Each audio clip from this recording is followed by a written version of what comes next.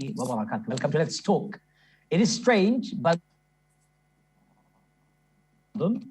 I am not in the Channel SS studio, so we're going to try a new technique. Let's see if we can broadcast from miles away. Of course, we're talking. Program is live, inshallah, broadcasting from Liverpool via our studios in London. I hope you're well, brothers and sisters, and I pray that we can do our program successfully. Let's see if technology helps us. Well, what can I say? We're talking about Shamima Begum. Shamima Begum, a 15-year-old girl, when she left the UK, went to join ISIL. She decided to leave the UK to join ISIL in Syria and Iraqi border. Many years later, British government has revoked her citizenship. And since then, she has fought a legal case against the Home Secretary, but only recently she lost in the Supreme Court, where the judges unanimously ruled in favor of the Home Secretary, saying the Home Secretary had the right to decide on the security ground whether she should be allowed to come or not allowed to come. So she lost her case to come to the UK to defend the revocation of her nationality. British government has suggested that she is a Bangladeshi.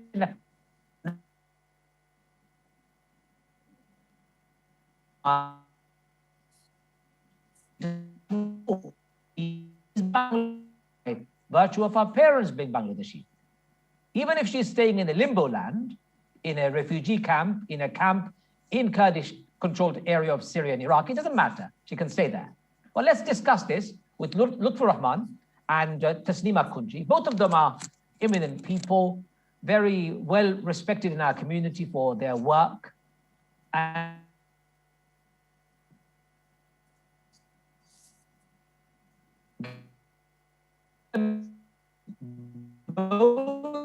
to give their version. I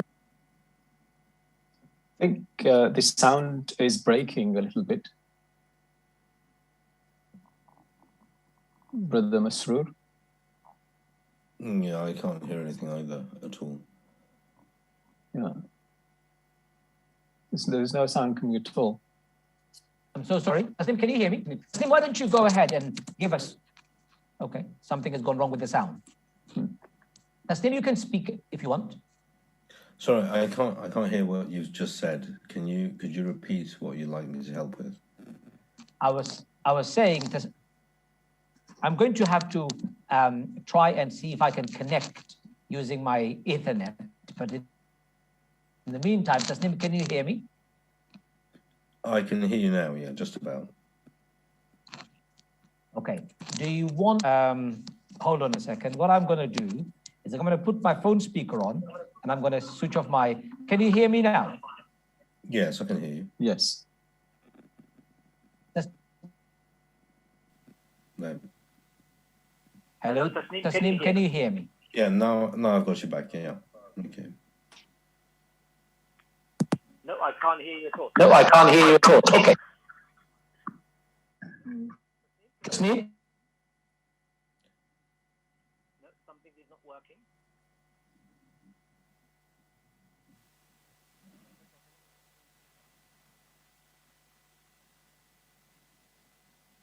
Hello, salam alaikum. Can you hear me? Yes, I can hear you now. Oh, good. Tasneem, I'm going to have to put my phone in my ear, it looks like.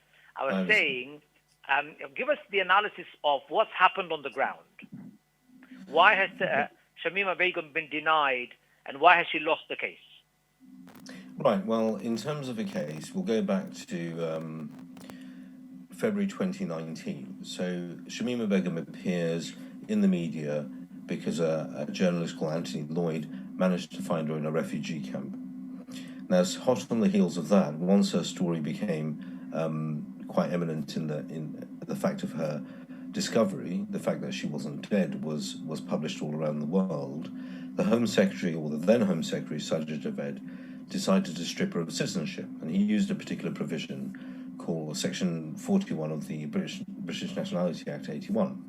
And what that act says is that where somebody is not conducive to the public good and that they have a right to another citizenship, then a Home Secretary can strip them of their citizenship. He did so on the basis that she was a threat to national security. Shamima Begum then appealed that decision. We managed to get her appeal off the ground, and that appeal went to the SIAC Court, the Special Immigration Appeals Tribunal, which was kicked off in May 2019. As part of those proceedings, it became pretty apparent that Shamima Begum herself could not have contact with her solicitors and lawyers, and she wasn't in a situation where she could give evidence really to the court.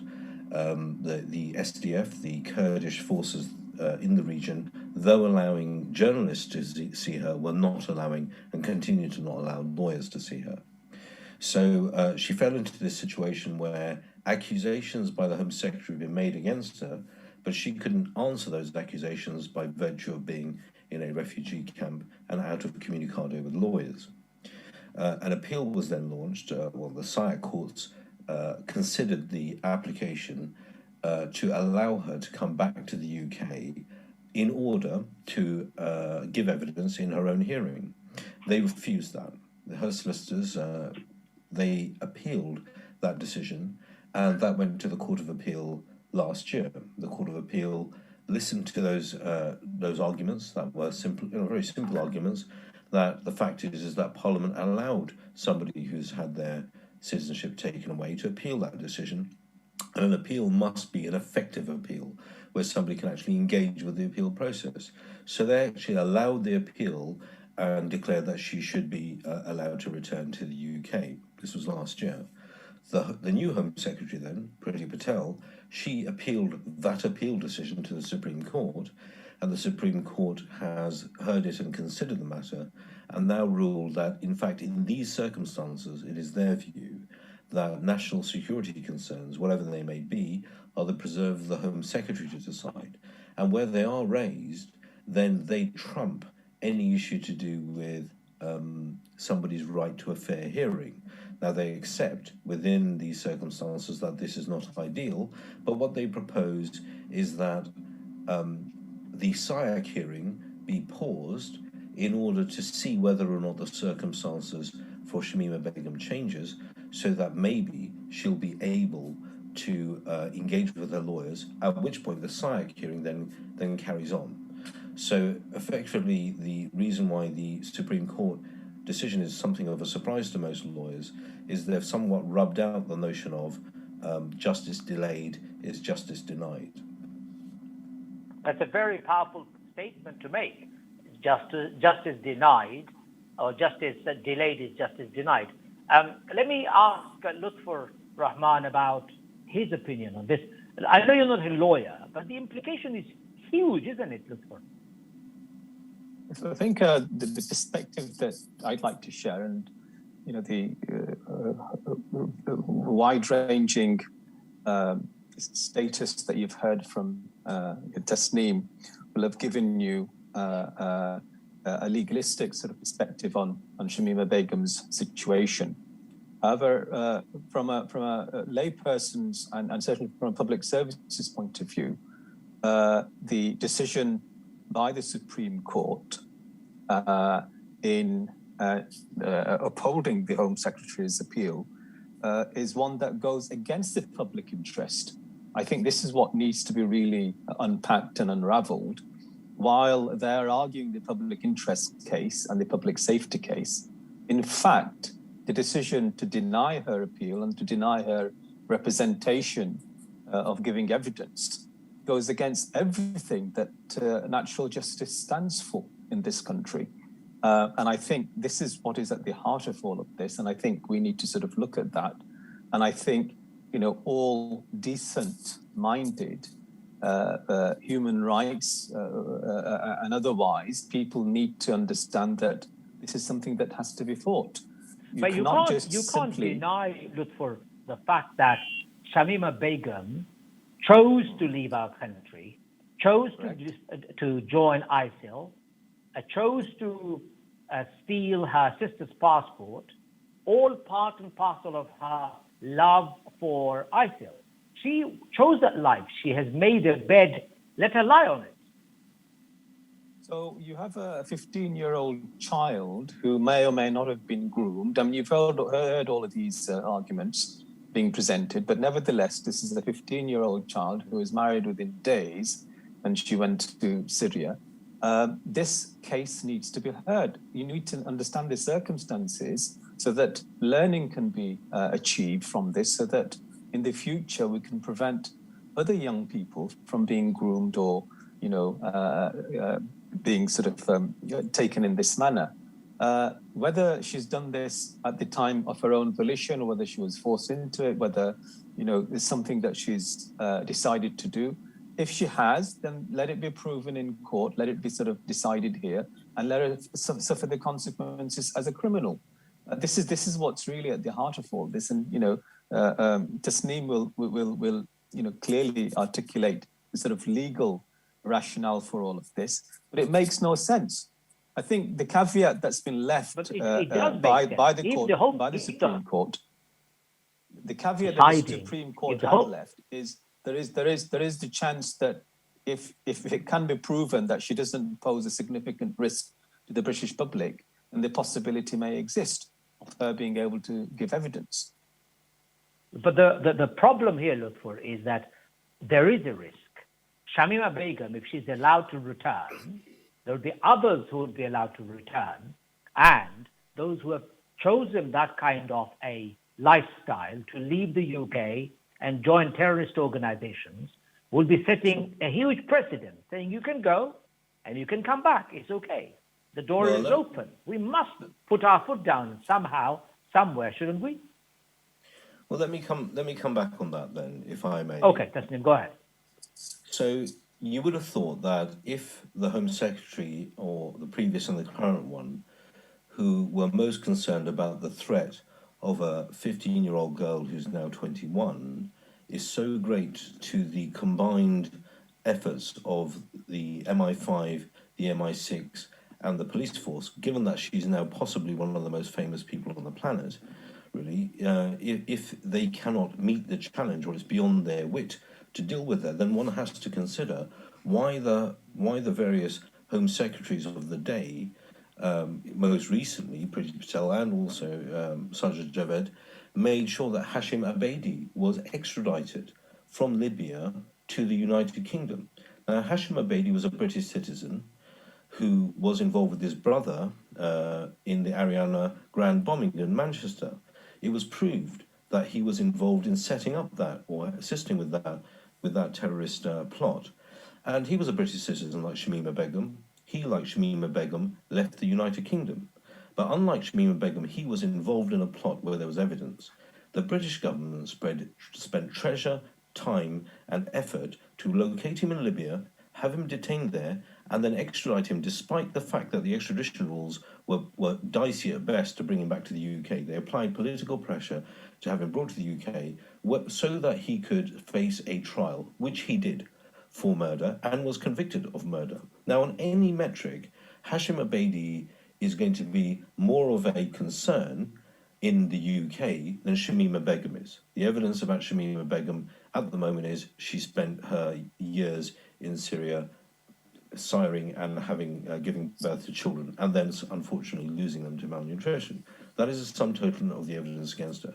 So why on one hand is the British government bringing hardcore terrorists to the UK to face trial, whilst at the same time somebody who there's no evidence against of actually any serious terrorism apart from joining an organisation is spending treasure, time and effort to keep her out from anyway far away from facing a criminal trial?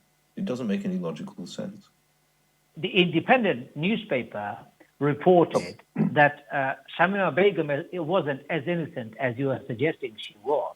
She was busy inspiring, enabling, even stitching suicide belts for anyone who was going out to carry out their mission.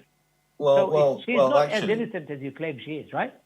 No, first of all, those claims in a newspaper, their source is their leak from the Home Office. They came from a document that was put in front of Theresa May at the time, And the authors of that, or the people who leaked that document themselves, admitted that whatever was said in that document wouldn't meet the test of evidence. Yeah. What was notable about that leak is that it did not appear, those claims were never repeated in any court, despite being leaked to the press, despite being given and bandied about in newspapers. When it came to the Court of Appeal, or it came to the Supreme Court, those claims were never made about Shamima Begum. Now, if they were true, or they were even credible, they would have appeared in the evidence in those court proceedings. That's interesting. Even if the court were to look at Shamima Begum's return favorably, Lutfur Rahman, would it not be a problem if the Home Secretary, who is supposed to be responsible for making such decisions when it comes to the security of our country, it's not the public interest that you are referring to, but he's talking about national security. And that national security, as far as Home Secretary is concerned, is being compromised. Why would you insist that Shamima Begum should return?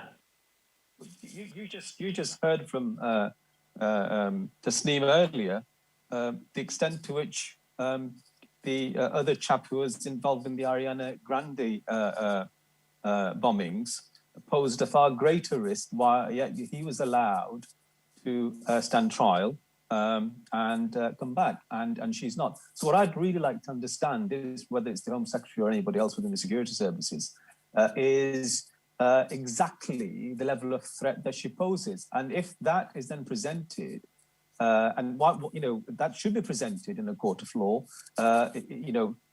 in part evidence submission to demonstrate that she poses a significant threat to the British public. That's not fully clear yet. You have a 15-year-old who's now 21. We'd like to understand what precisely is the threat. Now, if she has done something wrong from the age of 15 to 21 while she's been in Syria and other places and in the camp, then we'd like to know what that threat is. Now, what we're on about here and in other places is the fact is very simple. Lutfur Rahman, the fact is very simple. She left the UK. She preferred ISIL to the UK. She went over there. She wants to stay there. What's the problem? Why does she need to come back? She needs to stand trial. If she's claiming her right as a British citizen, this is what's at the core of this. At the heart of all of this is whether a person's citizenship rights can be stripped away at the behest of the Home Secretary or any other minister who may have the right to do so. Now, you are now going down a very, very slippery slope when you begin to do that. Now, you're then demarking a terrorist crime separate from any other types of crime. And then if you're stripping people's citizenship, the likelihood that people may have a claim to other citizenships are probably going to be black and minority ethnic people. So there's a race discrimination element to all of this as well. So I think what's important is, two issues. One is, first of all, define precisely what the threat that she poses. And if that threat is assessed by the security services as so significant, then put her in a holding place and then let her submit evidence in her defense. She has to have a day in court and then decide if she's a criminal or not, and she should then face the consequences of the crimes that she's committed. Look, Ajman, I don't know if you can hear me, but this idea that somebody can have their citizenship stripped on the basis of not being conducive to public good, well, the very same test was used by Theresa May back when she was Home Secretary to deny Zakir Naik entry into the UK on the basis, and he was invited to speak at Oxford University. Zakir Naik's a famous preacher. There's he's also a political dissident who the Indian government don't like too much. But he was assessed as not being conducive to the public good, and that exact same. We need to go to a break, but when we come back, I do want to further this conversation about the legality and illegality of it. Ladies and gentlemen, don't go too far away. I'll be back straight after this break.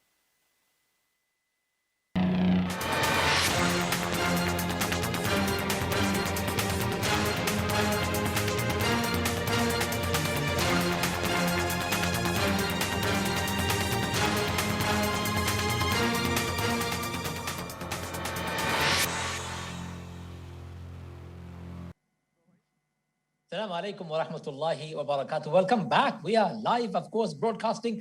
You know what, ladies and gentlemen, our technical team, they've cracked it. Now I'm feeling comfortable. I can talk, and I can talk with all excitement. Even in my voice, you can hear it. All this time, the voice and the sound was going in and out, but alhamdulillah, we've sorted it out. Now, Lutfur Rahman and Tasneem, can you hear me loud and clearly? Yes, I think it's Lutfur Ali or... Lutfur Ali. Oh, Lutfur Rahman Ali, I call him all sorts of names. He's a good friend, and I'm sure he doesn't mind. Lutfur Bhai, don't forgive me for calling you Rahman. Lutfur Ali itself, of course. It's absolutely fine. It is my middle name, but I know it's your middle name. I know it's your middle name. Okay, let's go to Tasneem. Tasneem, you were saying earlier on that it is odd to see this happening in our country. Is there any prospect of taking this any further? I know you think, we believe as layman, that Supreme Court has ruled there is nothing you can do now. Shamima Begum will have to live over there. Well, look, it all depends on the facts. This is not the full case. The full hearing about the issue of her appeal is actually in the SIAC court. This was a side issue, and that side issue was simply to decide whether she should be brought to the UK in order to engage with her appeal process so that the court can be availed of her evidence. So it's not the main case by any means. Beyond that, other aspects may come up, factual issues may come up that require this issue to be re-examined in the future. But in fairness, the SIAC proceedings, such as they are, they trundle on like this in every case. They go on for 3-4 years, at which point there are side issues that are taken out to the Court of Appeal or Judicial Review along the way to decide all the way up to the final conclusion. But the real difficulty here, the really difficult part of this judgment is the idea that somebody has a right to an appeal, but they are not allowed to engage in that appeal process to defend themselves.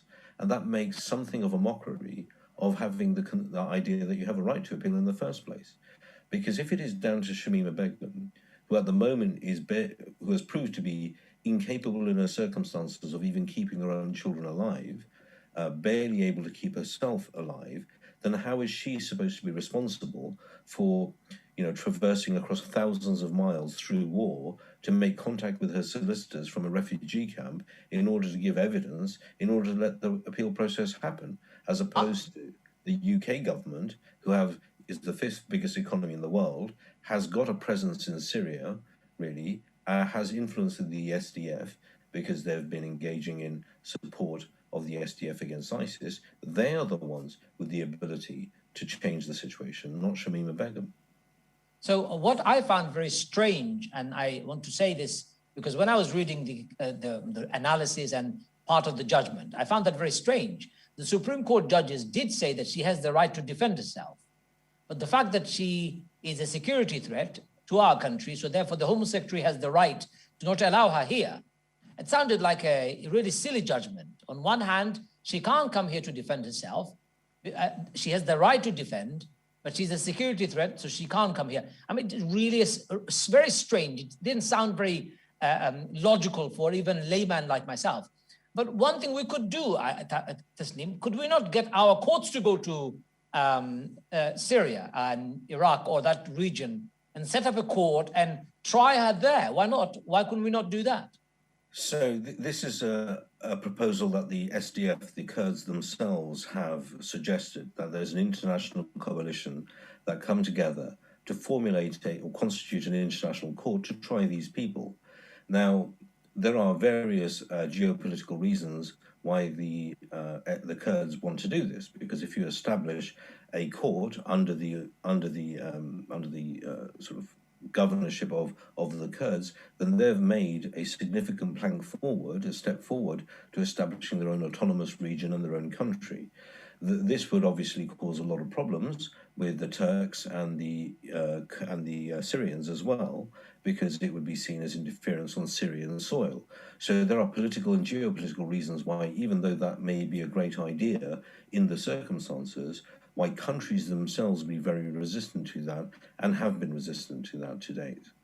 Why can't they do virtual courts like we're having a virtual TV show? It takes a bit of cracking, But eventually you get there. Well, maybe they don't have your brilliant technical team. As you can see, that when there are difficulties, it's not just an issue of practical issues of giving evidence, but there is also issues to do with the cogency of the evidence. So yes, we all know, that you are fine and without duress, but there's nothing to tell us that behind the camera that you're sitting behind, if you happen to be a person in Syria, there wasn't a person who was pointing a gun at you and making you say things. So we would need independent observers to make sure that whatever the person was saying, even over the internet, over these virtual forums, was said without duress. So with the help of international observers, it is a possibility. But it won't happen because geopolitics, Syria, Iraq would not accept, Turkey would not accept the presence of an internationally recognized body, a step in the direction of creating a Kurdish state. I get that. Let's go to Lutfur Ali. Lutfur Ali, okay, so what precedents are we setting here? Young girls, young boys can go and join any groups of army or terrorist organizations they like. That's what we're setting, aren't we? You can go, you can do what you like, come back and repent and shed a few tears and say, please forgive me, I'll not do it again.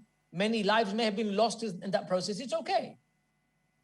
Not really. I think people who are, whether you're groomed by a paedophile into committing horrendous acts of, sexual debauchery and so on, or whether you're groomed as a terrorist. I mean, these are aspects that you need to take into account as to the circumstances that led to young people like Shamima Begum and others.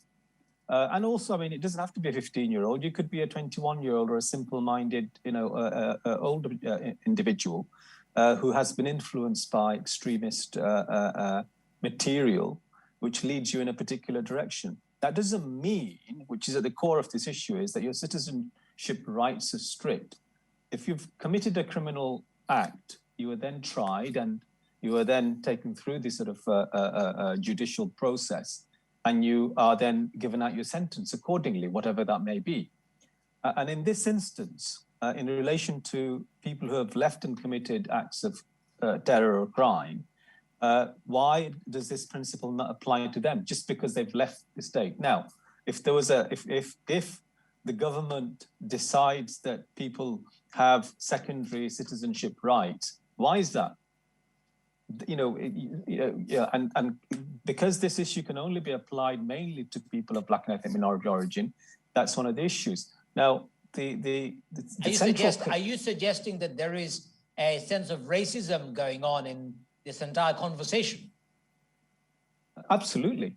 There's a sense of racism. And I think, the one or two individuals that might have been given an opportunity to come back to try them here are probably individuals, but the vast majority of people, you identify a white person that's been stripped of their citizenship. I mean, you would be hard pressed to find that. So I think this is really important. A principle, the principle of once you go down that sort of very, very slippery road, where do you stop? At what point do you stop? I mean, if people can be willy-nilly with the government ministers taking people's citizenship rights away, this is a very, very rough road that we're traveling down. Well, I want to ask the same question to you, Tasneem. So is this a racist law that Home Secretary can deny the children of parents who are born abroad their right to citizenship, but they probably wouldn't be able to do that to somebody whose parents were not born abroad? Right. So it's inherently discriminatory on the facts, right? Because exactly as you say, somebody whose heritage, their parents come from another country, and by operation of the law of that other country, their children may be granted rights of citizenship by a foreign country's law, then your citizenship can be taken away. However, I mean, there is the example of Jack Letts, who was a Canadian and a British citizen as well, and only after Shamima Begum's decision to strip her was raised in the media, and the media then called on the Home Secretary to explain this disparity. Why is a young Bangladeshi girl being stripped of citizenship, but Jack Letts, who was a fighter by his own admission, who's white, wasn't stripped of his citizenship. All of a sudden, they then stripped him of his citizenship, really. So it took the calling out of that racist sort of comparator in order to cause Jack Letts to be stripped of his citizenship. But the UK government was certainly resistant to that. So I would say, yes, it's inherently discriminatory, inherently so. And it really does mainly therefore apply to people from black and ethnic minority backgrounds. Should we all be worried? For example, I was born in Bangladesh. My parents are Bangladeshi. I don't have a Bangladeshi citizenship in the sense that I've never obtained one.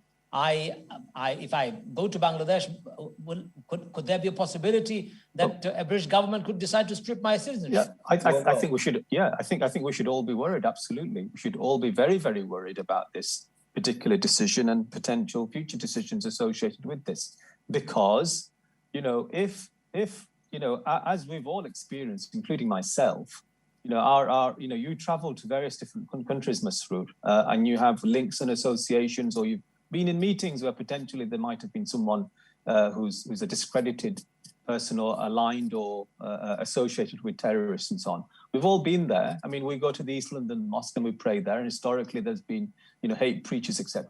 An association and a link can be made. I've suffered the consequences myself of such associations and links, or even 6-7 steps, away. If someone seeks to malign you, whether through media or otherwise, you then fall victim to that. Potentially, everybody's at risk. Everybody who's in a public profile position is at risk of this. As if the government decides, and I'm not sort of ringing the alarm bells here. This is the reality of it. This is we've all experienced to some degree, the racist press, that have put us in particular situations which has affected us, both economically and otherwise and socially. It's an extension of that principle, whereby if the government seeks then to pick that up and say, actually, this person is, very, very strongly linked to so-and-so, and we're going to, and you go to holiday to Turkey for a brief period, and you're not allowed to come back to defend yourself. This is what we're talking about here. It has happened to some British nationals who went to Turkey and couldn't come back. Exactly. I remember that story. In fact, a funny thing, you should say this, Lutfur Ali, because I remember when I was told that I have a Facebook friend who is a problem. And I said to a security agent that I have 70,000 people who follow me on the Facebook. I don't know 70,000 people in person. I don't know who this person is. Yeah. So the association is very dangerous. Now, over to you, Tasneem. Is this guilty by association then, that I could be stripped of my citizenship? And even yourself, your parents are of Bangladeshi origin. They were not born in this country. I know this personally because I know your father very well. You could be on the same boat one day. Yeah, I mean, given where we are, coronavirus and air travel, it would be a boat, I guess, and not a plane. Yes. But, But in terms of the scenario, look, I don't have Bangladeshi citizenship. I don't know if you do, but because we're over the age of 21, unless we go and acquire another citizenship, then that can't happen at the moment. That's the current reading. So anyone who's under 21, if their parents are from Bangladesh, then they automatically have the right to become a Bangladeshi citizen. That is why Shamima Begum fell into this situation. Had she actually been older, which is a bizarre situation indeed, had she been an older person, a young woman, when she left over and went over the age of 21 to Syria, then she would not be able to have been stripped of her citizenship. But by virtue of her being so young, at the age of 15, it was able for the Home Secretary to do that. So that's the bizarre scenario where you have someone who's older, more culpable, cannot be in the situation of Shamima Begum, but somebody who's younger and more malleable and more of a capability of being a victim falls within the purview of the law to have the most egregious effect, really. Shouldn't the courts or the lawyers have established that she doesn't have a Bangladeshi citizenship first? Because Bangladeshi government has clearly said they don't want her back. If she ever lands in Bangladesh, they will hang her. That was a quite clear statement from the government minister. Yeah. Well, she was bloody well born here. She was born in the United Kingdom. I mean, how can she have any rights to being a Bangladeshi citizen, let alone by this very law that Tasneem is trying to explain to us, the government has stripped her on the basis that her father and the mother are Bangladeshi. Yeah, so the particular scenario is, what is a person who is stateless? You know, what is somebody's citizenship rights? And some time ago in the case law, the distinction was made between what is a de facto, in reality, somebody who's stripped of citizenship, like Shamima Begum. It's quite clear she can't go to Bangladesh. It's quite clear she can't come back to the UK. It's quite clear neither country want her. And therefore, to the layperson, it's quite clear that she is stateless. By the fact of it, she's stateless. But the law doesn't look at the fact of it. It looks at what theoretically could be a possibility. And so these arguments were had in the SIAC proceedings regarding whether in law, not in fact, she could or could not be deemed to be a Bangladeshi citizen at the time when the decision was made. Now, when the decision was made, the very next day, the Bangladeshi government clarified that their reading of their own law, and you would imagine that a country knows its own law better than another country's, was that Shamima Begum was not a citizen. But the UK government and the courts would not accept that as evidence. They decided to look at the de jure, the legal position, the day before, on the day when she could have been. She could have been a citizen, even though Bangladeshi government says she is not. What if Bangladeshi government decides to strip her citizenship as well? Well, this is the point. Had the Bangladeshi government stripped her citizenship 2 days before, then yes, she wouldn't be in this situation. But how would they know who she was?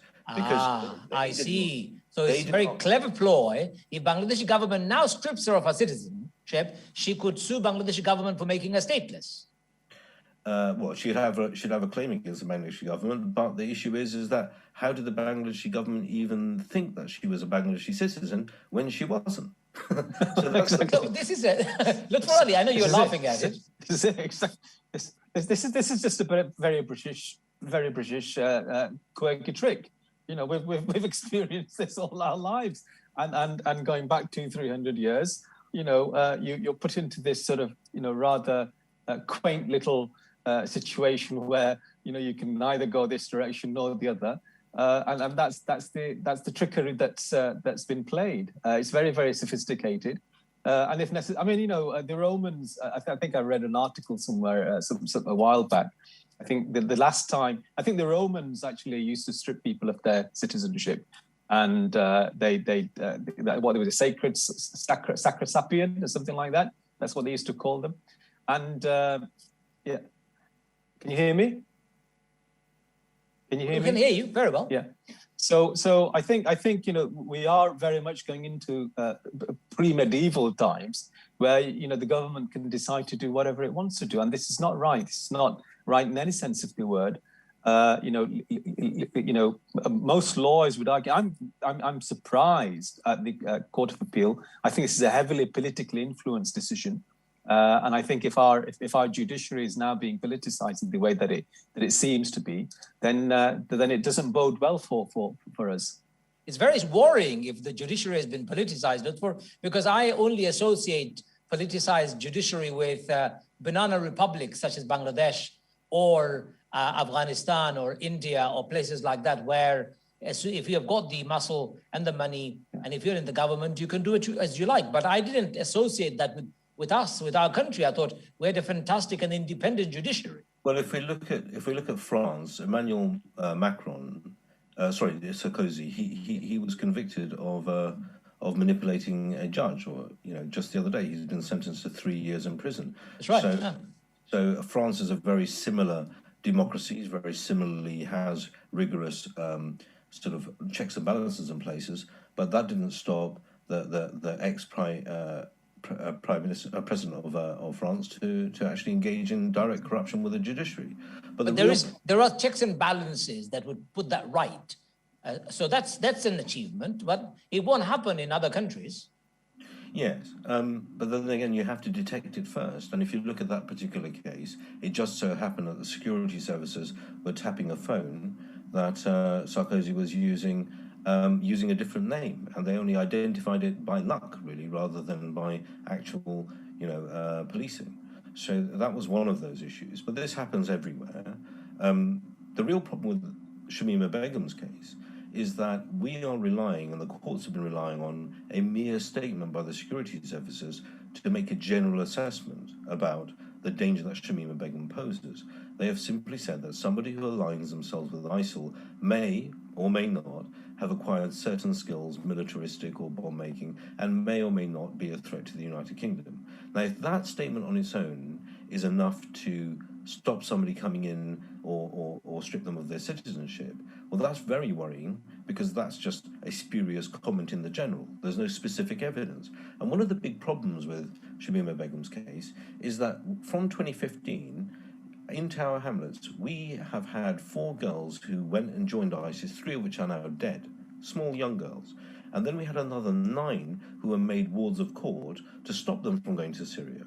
Yeah, so a sum total of a large number of people, all from one area. But we have never had a serious case review by Tower Hamlets Council to find out, well, what went wrong? You know, what went wrong with the schools? What went wrong with social services? What went wrong with communication with the parents? Where are all these failings that have happened that led to, 13 girls potentially making their way to Syria? Now, we've asked for that. We've asked of John Biggs himself, why have you not done a serious case review? In other cases where a child dies or serious harm comes to them, there's a statutory duty to do this. You must do this. But in John Biggs's opinion, he thinks it's not appropriate in this case. Okay, well, let's go to Lutfur Ali, sorry. Just to get that, Tower Hamlets, it's your pad. I know you have, you know the area very well. You know the politics and the dynamics of what happens. When I come back after the break, Lutfur Ali, what I want you to do is focus on this. It is true that from Tower Hamlets we have seen so many girls leave.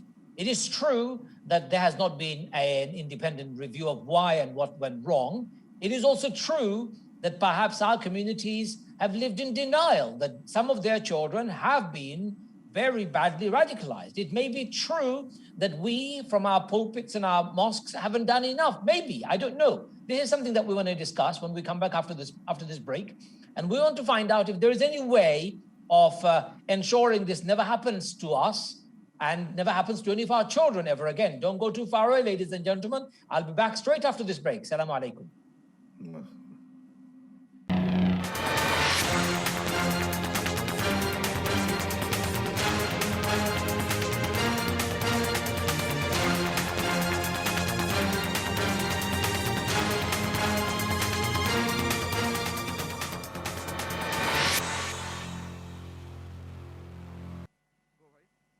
Assalamu alaikum wa rahmatullahi wa barakatuh. Welcome back. Let's talk in progress. We're talking about Shamima Begum. Is this an utter injustice perpetrated against a girl who simply made a mistake? Took the wrong turning in life, like many teenagers do. Have you not seen that before? I've come across many teenagers who've gone to all sorts of terrible places and come back. Our teenagers don't have to go to other places to make those mistakes. They do it here in the UK. Get into the wrong crowd, take drugs, get into alcohol, criminality, all sorts. Our prisons are full of many young teenagers because they've made a mistake. Why are we being so draconian against Shamima Begum, a 15-year-old girl? Could have been groomed by ISIL and all their vile propaganda. Could have been duped into something that really didn't exist. And yet we are not only punishing her, we've seen her lose 3 children in that process.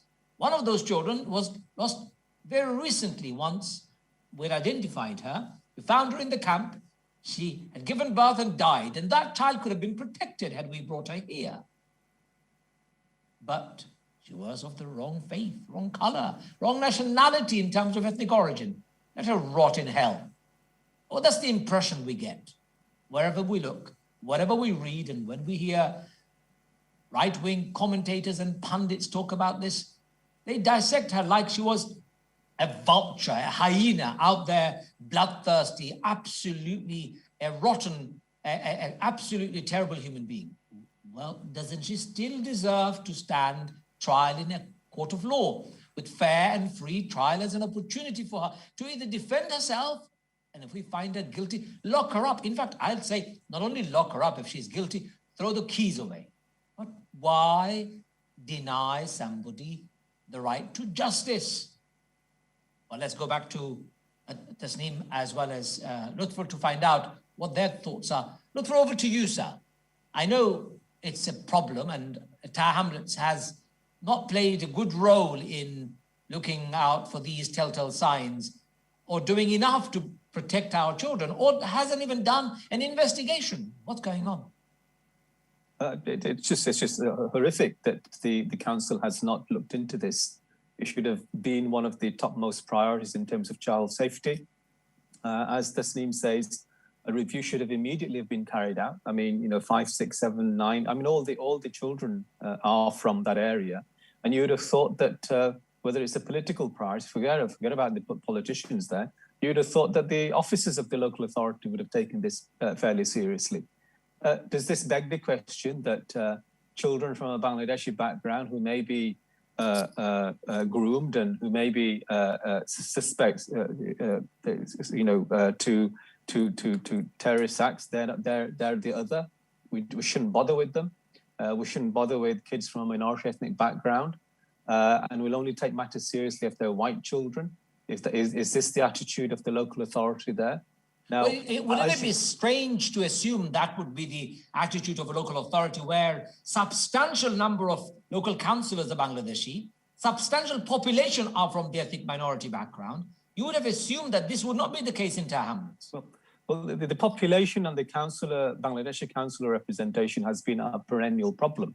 And the population in itself, in terms of representing itself, has not been able to put forward effective representation that can actually hold its own.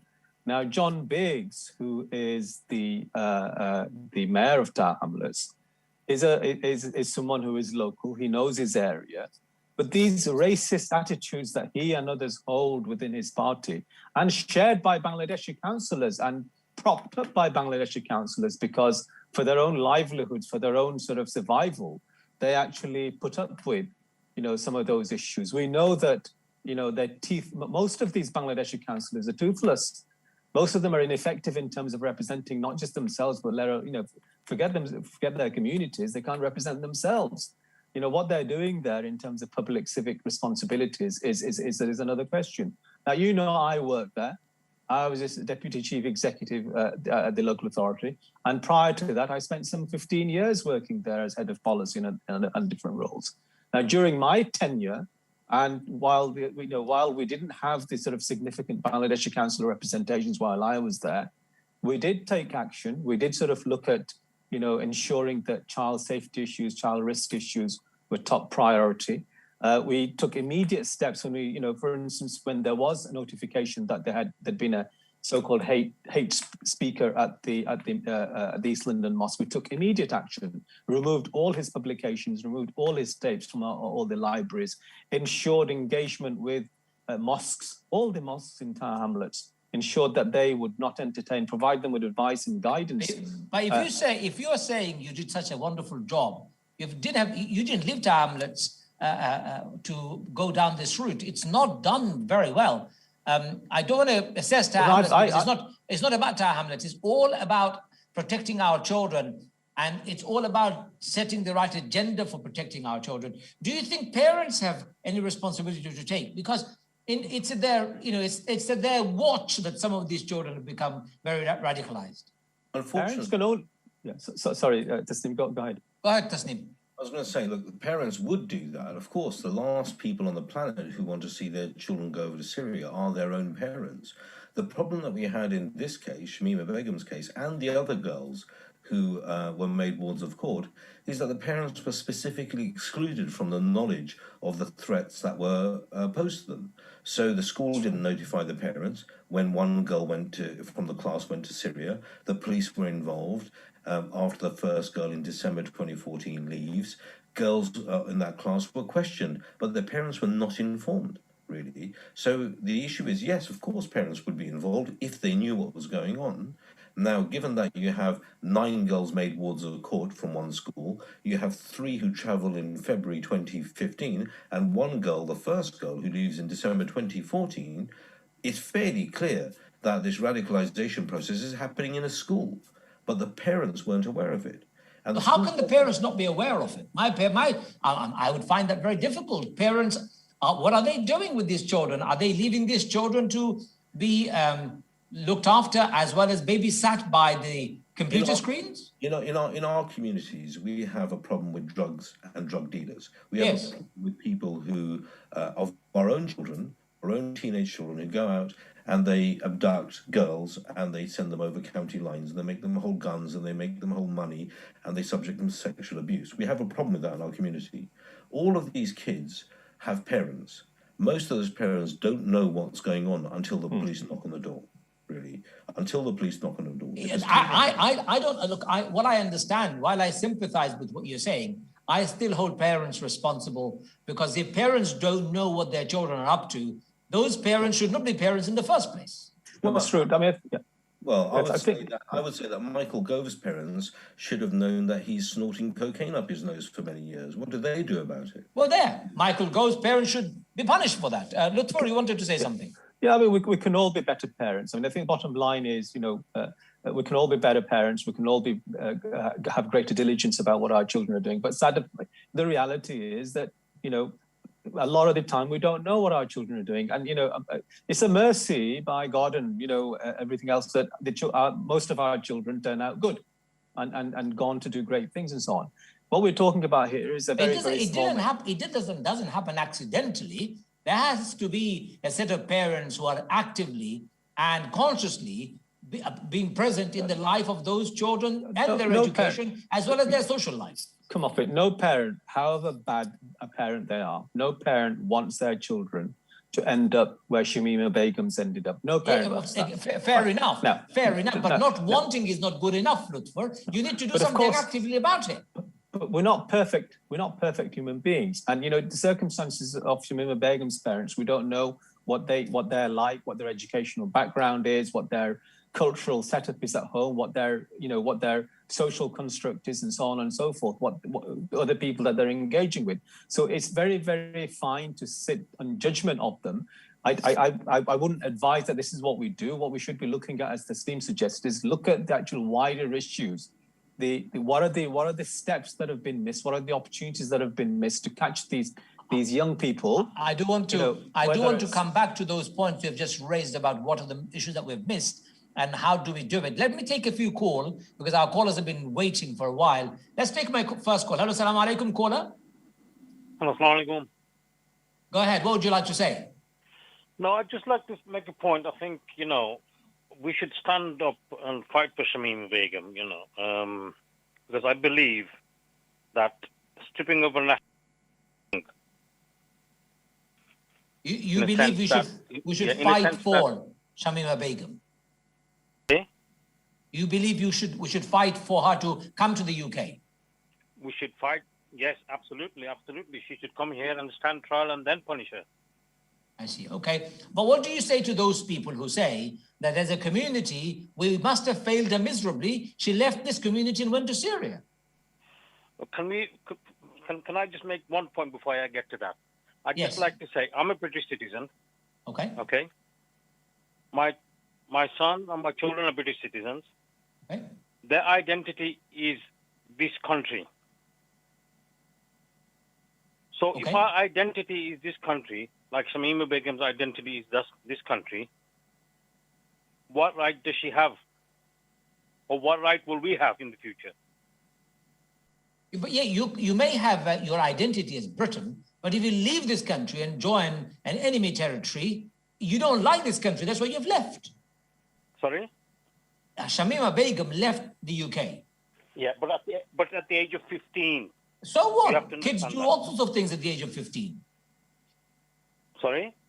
Yes, she may have been 15, but she still left the country.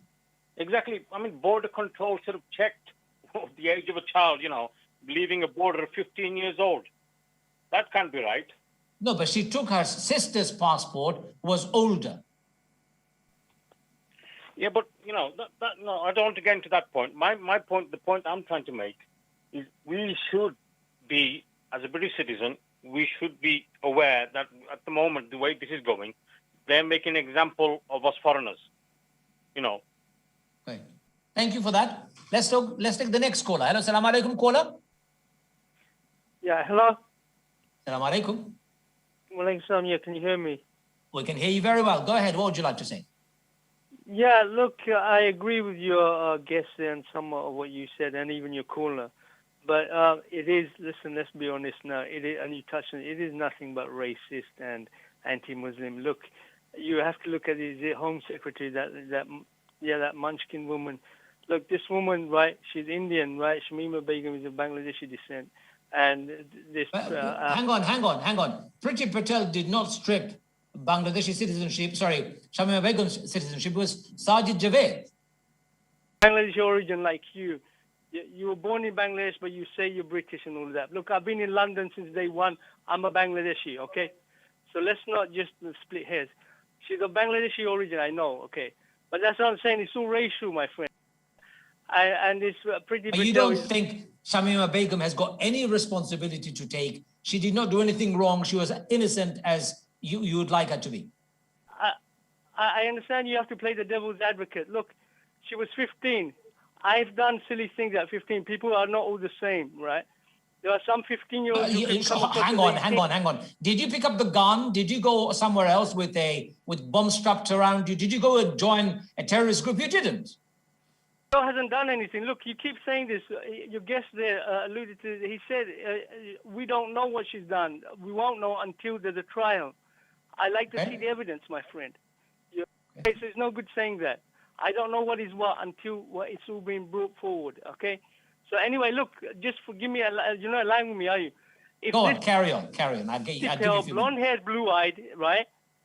If she was, then it'd be a different story. You see how quickly there are people who come to her aid. Do you know what they would say? They would say she was influenced by some brown or black dude with an Arab name. Look, let's not be silly about this. We know what it is, right? I know the society I live in, okay? And your guest there, he mentioned about that Canadian. Well, just that fact alone should tell you speak volumes. So what world are you all living in? Look, anyway, I know you agree with me, but you're hosting it, so you have to play the devil's advocate. But look, again, it's nothing but racist. It's anti-Muslim racism. And both your guests there mentioned Bangladeshis. Look, how people are pathetic in some ways. Just the fact that the government back home, the non-Sylheti run from the capital, the Bengali, they said they will hang her. It's not surprising. Okay, well, no, it's nothing to do with Sylheti and non-Sylheti. You're bringing a racial point even within that conversation. Okay, anyway, I think you've made your point. I'm going to let you go. Thank you very much. We should be very careful not to racialize even our points. I understand some of us are very angry about how racist it appears, this government's policy. Yes, we can call upon this government for its anti-Muslim bigotry and all the rest of it. Yes, we can. But hey, don't bring Sylhet and non-Sylhet into this conversation. Let's go back to Lutfur first. So what solution are you proposing? How do we sort this out? Okay. Shamima Begum is a limbo land. She's going to stay there for a long period. She could be harmed. She could be held hostage by people. She could be killed. What do we do about her, Lutfur Ali? Okay. First and foremost, let's start off from what we should be doing in our communities, in our households and so on. It links back to your earlier question about parental responsibilities by the educational system, by local authorities and so on. I think there's a whole host of things that we need to do. Everybody, there are issues of rights and responsibilities in all of this. So those need to be followed through. The local authority needs to do what it needs to do to identify the opportunities that it's missed, to catch young people like that from being groomed and being radicalized. The educational system needs to look at that. Parents need to take greater responsibility. Okay. Now, if local authorities and public institutions are not taking this matter seriously, then our own community organizations need to take action. We need to look at, millions of pounds are being plowed into, millions literally plowed into these aid organizations. I've nothing against them. Brother Masood, I've nothing against them, people donating to these aid organizations. For God's sake, contribute something to what's happening in your own communities. Look at ways in which these community organizations can be empowered, whether they're mosques. A mosque has been improved in order that, whether the murabbis and so on can go home and look at what's happening with their children. That's going back to your parental responsibility, how you can improve yourself as parents. I know you run workshops, voluntarily and so on. And, Dr. Barry, our friend, runs workshops on parenting. You can't replace that in terms of, relationship guidance and counseling and all of that. Those are the things that we can do within our own communities to look at our own families to ensure these things don't happen. This is at that level. In terms of collective action, I think Tasneem can sort of talk about what the legal routes are that can be taken and any support that we can provide him and other organizations like Liberty that should be coming together and championing, human rights associated with Shamima Begum, because fundamentally this is a human rights issue. There should be, national and international outcry as to issues of this nature. Sadly, we live in an epoch, the post-Trump epoch, which is continuing to empower someone like Boris Johnson to carry on the way he is. And this is certainly pushing the Conservative Party further to the right, and they're able to carry out things like that. Can they go any further right than they already are? Lutfur, I don't understand. How can they go any further right? I think they've gone already. I mean, when the earlier caller sort of referred to Priti Patel and so on, and Sajid Javid, who was there earlier, who actually, was the main guy behind the decision. Look, I spoke earlier that sometimes Black and ethnic minority people who find themselves in senior positions, like Priti Patel and Sajid Javid, have to show that they're whiter than white. So sometimes they have to show extreme right-wing actions in order to sort of deflect from their own, whether it's their own inadequacies, or to show that they're very much, standing up for the white institutional settings. Okay, so this is what we have. Thank you. I'm going to read out a message that somebody just sent me. Salam bhai, watching your program regarding Shamima Chowdhury. My questions are, she was groomed at the age of 15. She was responsible for duty of care for her at the time. Who was responsible? It is Taham's council, where they let it happen to her and few of her peers under their watch. What prevent measures were in place? My understanding is that the system has failed in protecting her. Due to her color and ethnicity, it is UK government making an example of her? Is it? Would they have done the same to a white British citizen? Thank you. Finally, over to Tasneem. You've got 2 minutes to complete. What can we do to make sure this doesn't happen again and Shamima gets her justice? Well, first, I'd like to say that you have to recognise this as a racist policy, full stop. If you don't recognise it for what it is, you won't be able to work against it. Now, Boris Johnson is a man who's called people who look like Shamima Begum letterboxers and bank robbers. He's put that in writing, really, before this matter.